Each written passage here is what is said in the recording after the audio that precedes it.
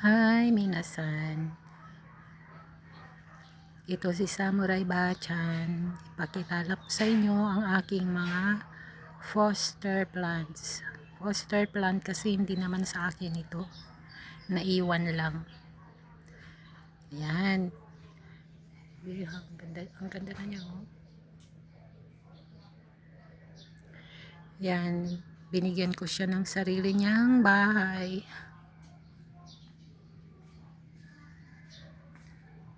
Gustong gusto pala niya yung lata.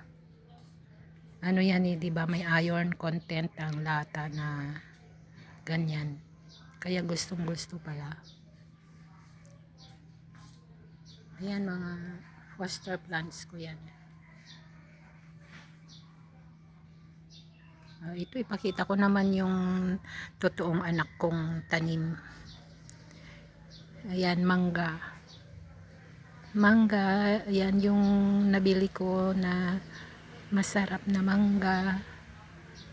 Kinain ko, tapos pinabad ko ng overnight yung buto.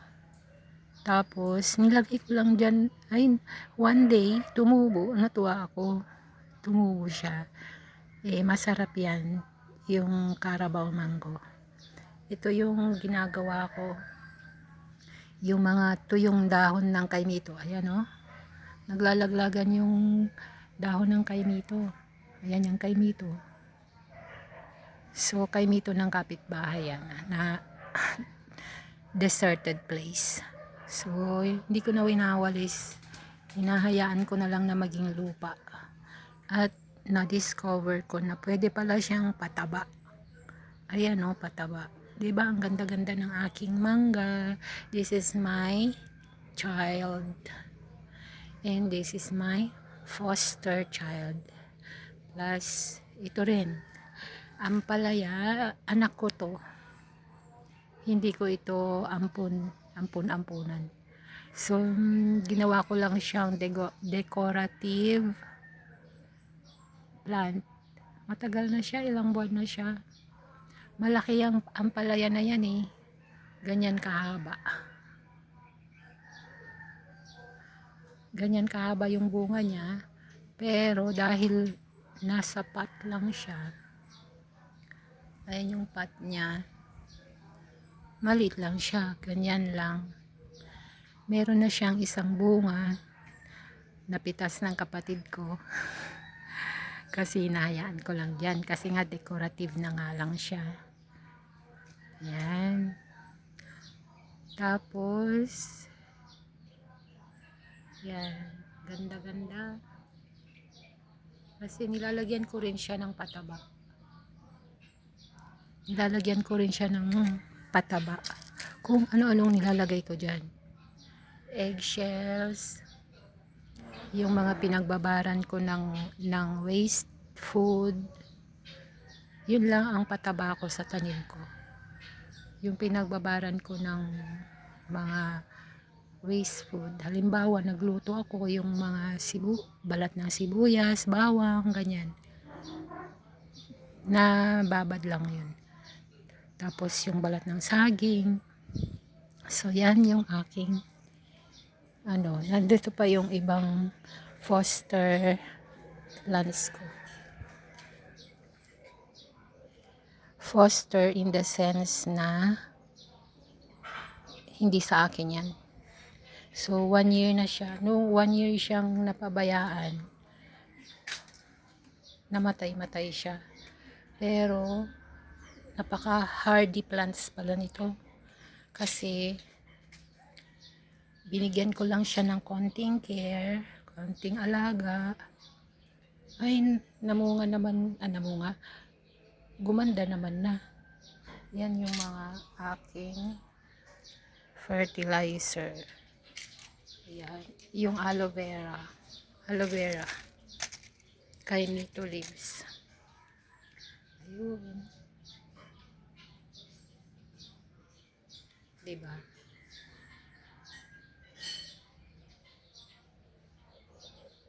So, meron na siyang isbong. Ang ganda-ganda. Maganda pala yung dahon nito pag naalagaan, no? Napaka-shiny. So, yan mga foster plants ko. Ito. Foster plant ko rin yan. Foster plant, ibig sabihin, inaalagaan ko lang siya, pero hindi siya sa akin. Tapos, yan. Ang ganda. Diba? Konting alaga lang. Gumaganda na sila. Tapos, ito yung anak ko to talaga. Ito ay orange yata siya o pongkan na matamis. Pagkakain ko, nilagay ko yung buto-buto, tapos transplant ko. Nakikitira lang siya dito kasi hindi sa akin ito, sa anak ko. So, yan. Yung mga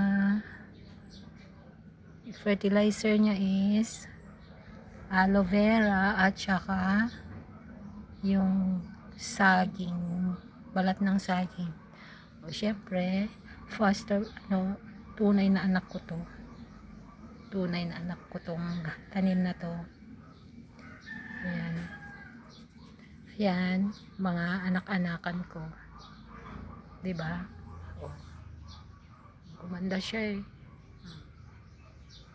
Ganda ng mga dahon. Ayan. So, hanggang dito lang. At naipakalala ko sa inyo ang aking mga ampon na tanim. Hindi naman ampon, anytime pwedeng kunin ng may-ari. Kaya lang wala siya dito sa Pilipinas. Kaya pwede niyang bawiin ulit. So, ito lang yung tunay kong mga anak. Ha? Dalawa pala yung bunga niya. Ay, kaganda-ganda. Oh. So, hayaan ko lang silang mabuhay dyan. Oh, di ba? Ito, gagawin kitang bonsai. Hinihintay ko lang na na mag-mature ito.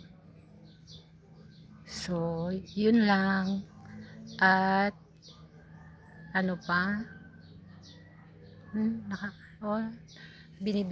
Bisitahin mo kung may mga aphids. Tanggalin mo siya. Hugasan mo ng soap and water yung dishwashing liquid. Ito na yan eh, nang hindi ko nabantayan. Basta ganyan na lang siya. Pero naging healthy naman na siya. Kaya lang may peklat. O diba? Yung ampalaya ko, ito tinitrim ko to eh. Tinitrim ko siya. Ayan o.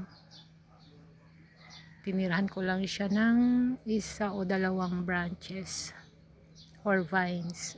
Ayan yung trimming ko. Ayan. So, that's all for today, mga friends. Bye-bye.